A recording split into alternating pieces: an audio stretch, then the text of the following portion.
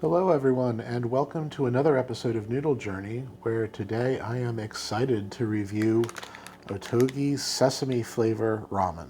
I was pretty impressed with Ottogi's gin products and decided it was high time for some more. And so I picked this one out of my review queue because it is pretty unique compared to a lot of other Korean noodle packs. But we'll get to that in a minute. First, the scoop on buying this.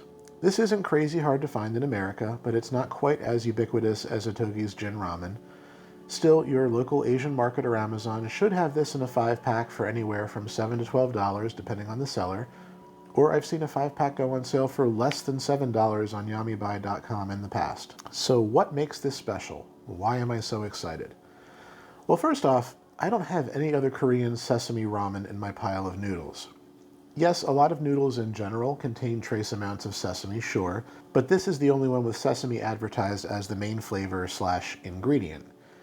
Now, Don Don noodles use sesame paste, but those are Chinese. Nissin makes a sesame ramen in their Damae product line, but those are Japanese. You literally Google Korean sesame instant ramen, and this is the only kid on the block that pops up. So it's kind of neat that Ottogi has the market cornered on this. The other unique thing is this. Contains egg block. Yes, this bag actually contains a slab of dehydrated egg. I've seen a couple of cup noodles flavors that make use of dehydrated egg, but an entire block of it sounds like sorcery. Anyway, this should be interesting. Before we look inside, sodium is 1,790 milligrams, or 78% of your daily allowance. We've got some nice wheat noodles fortified with potato and tapioca starch, a soup packet which contains beef stock, so this is not vegetarian, and some other spices including garlic and chili pepper, which makes this spicy as well. The front of the package isn't really clear on that, so avoid this if you're intolerant of spice. There's a packet of sesame oil for seasoning. I love this stuff.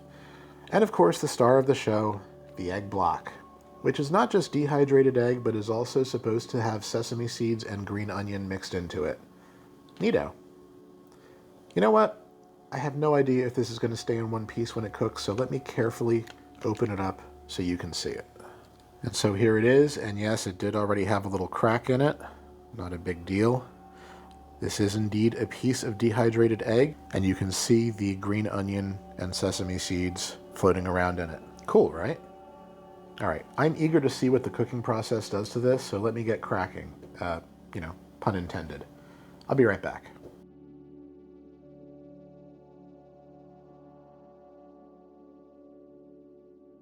All right, so now that this is done, it's time to add the sesame oil according to the instructions. Right now, this just kind of smells like a nice beefy broth, very close to Ottogi's gin products or Nongshim Shin, that style of soup. So this oil is going to give it that extra bit of sesame goodness.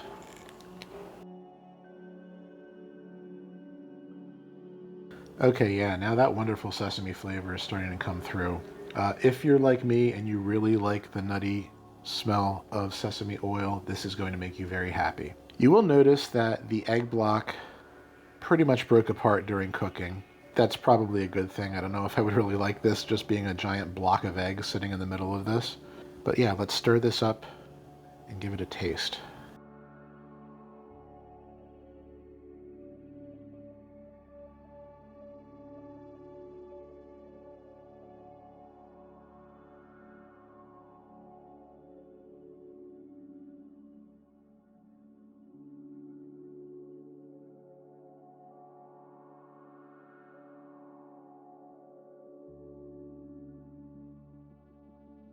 That is good.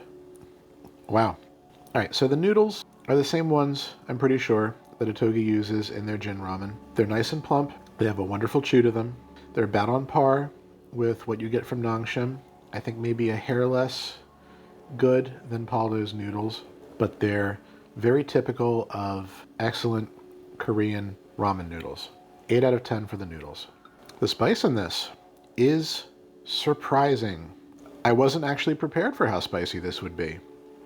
This is actually pretty much up there with spicy gin, Nongshim Shin, those sorts of things. It's not burn your mouth off, but it is not subtle either. I'm actually going to call this a 6 out of 10 for spice. It is surprisingly spicy. And now the flavor of this. I'm happy to say that the couple little bites of egg that I pulled out of here actually do have some flavor to them in addition to texture. A little bit sweet, definitely eggy, no mistaking it. When you get the rehydrated egg in cup noodles, it's usually just kind of a spongy, flavorless glob that at best tastes like the broth that's around it. This actually does taste like egg, and I commend Ottogi for the quality of that mix-in. It's really cool. There is a plentiful amount of green onion in here that came out of that egg block. Very awesome. And the flavor of this is essentially a sesame beef with a hefty amount of spice to it. The beefiness of the broth is apparent. It's got a nice, salty, rich flavor and finish. The sesame oil is not overpowering. It's very complimentary, and I do love sesame oil, so I'm a little biased there, but the nutty earthiness of that here is just absolutely excellent. A little bit of onion, a little bit of garlic, typical red chili soup ingredients. But that extra sesame flavor is awesome. The egg is awesome. I don't know if this is necessarily a regular rotation soup, but it's definitely something I'm going to buy again.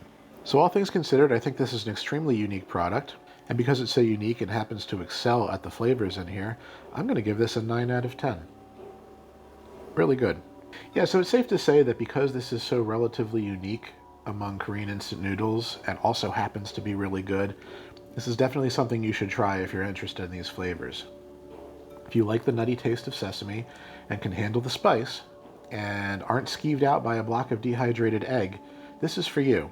The way that egg block dissolved and set free the green onion and the sesame seeds and the little chunks of egg in here is really a marvel of food chemistry. But anyway, I love the flavor of this, the super inventive egg block and the noodles. Great job, Ottogi. This is worth a purchase. What do you think is the coolest dried ingredient you've ever come across in an instant noodle package? Up until now, I would have said it was some of the seafood we've seen in Nissin cup noodles, but this might take the cake here. Let me know what you think in the comments. Also, let me know if you do decide to give this a try and what you think. Please remember to like this video and subscribe to the channel if you enjoy my content, and I hope you'll join me on the next episode of Noodle Journey.